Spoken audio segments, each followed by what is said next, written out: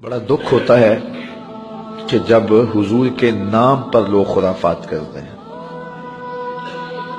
میلاد کے نام پہ اب لوگ بھنگڑے ڈال رہے ہیں، ڈھول ڈمکے کر رہے ہیں، باجے گاجے سے جلوس نکال رہے ہیں.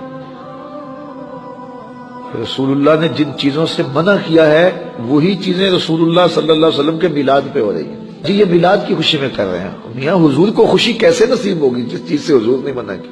ہوا اس طرح ہے کہ یہ جلوس، یہ جلسے ان لوگوں کے ہاتھوں میں آگے ہیں جو غیر عالم ہیں، اور وہ اپنی مرضی سے پھر ان کو جس طرح مرتب اور منظم کر لیں. تو کم از کم علماء کی قیادت میں جلوس نکلنے چاہیے، اور جو وہ بتائیں اس کے مطابق لوگ عمل کریں.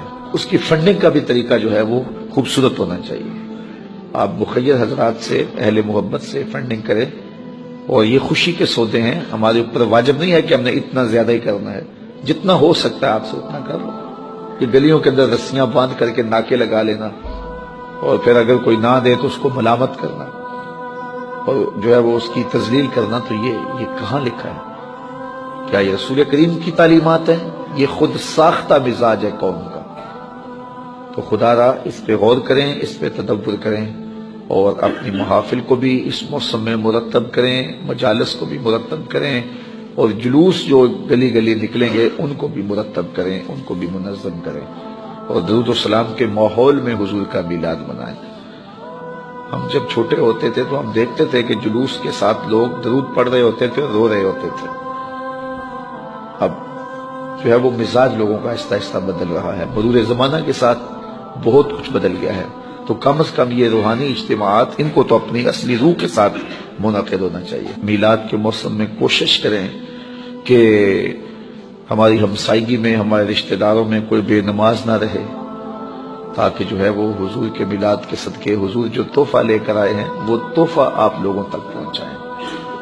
میں ایک بات کہا کرتا ہوں، یہ جو میلاد عربی زبان کا لفظ ہے نا، اس کو انگلش میں کیا کہتے ہیں؟ Birth day. اردو میں یوم پیدائش کہہ لیتے ہیں اور انگلش میں برتھ ڈے کہتے ہیں. تو کسی کی برتھ ڈے پہ جب آپ جاتے ہیں تو تحفہ لے کے جاتے ہیں یا خالی ہاتھ ہی جاتے ہیں؟ ہمیشہ تحفہ لے کے جاتے ہیں نا. اور تحفہ کون سا لے کے جاتے ہیں؟ جس سے وہ خوش ہو. بچہ ہو تو کھلونے لے جاتے ہیں، بڑا ہو تو کتابیں لے جاتے ہیں، مٹھائی لے جاتے ہیں، پھول لے جاتے ہیں. کبھی ایسا تو نہیں ہوا کہ کوئی 80 سال کے بابے کی سالگرہ ہو آپ کھلونے لے کے جا رہے ہیں؟ ہم کہتے ہیں اس کے مزاج کے مطابق تحفہ لے کے جانا. تو کسی کی برتھ ڈے پہ جب آپ جاتے ہو تو تحفہ وہ لے کے جاتے ہو جس سے وہ خوش ہو. تو حضور کے میلاد پہ آئے ہو تو پھر کوئی حضور کو بھی تحفہ پیش کرو، اور تحفہ وہ پیش کرو جس سے حضور خوش ہو. اب حضور کس سے خوش ہوں گے؟ تو حضور سے پوچھ لیجئے.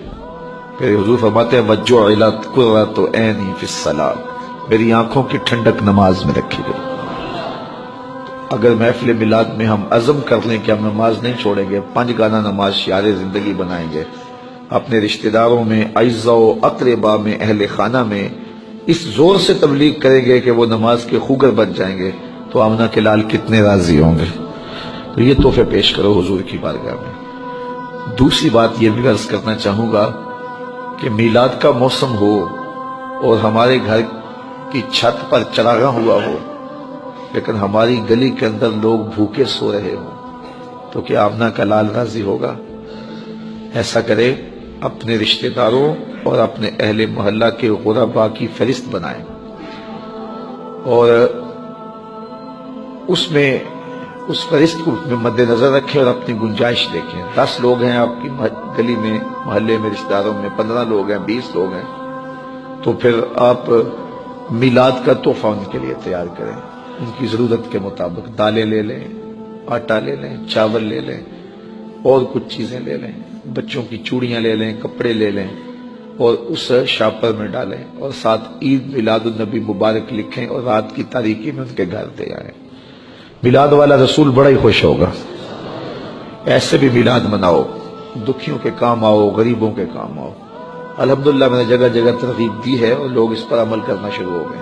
باقی جلوسوں میں ضرور شامل ہوں لیکن آداب کی رعایت کے ساتھ. محافل میں ضرور جائے لیکن آداب کی رعایت کے ساتھ. لیکن جو باتیں میں نے پہلے کی ہیں ان باتوں پر بھی نظر رہے، اور حضور علیہ السلام کے دیے ہوئے دین کو غالب کرنے کے لیے، ہم اپنا سب کچھ قربان کرنے کے لیے لمحہ لمحہ تیار رہیں۔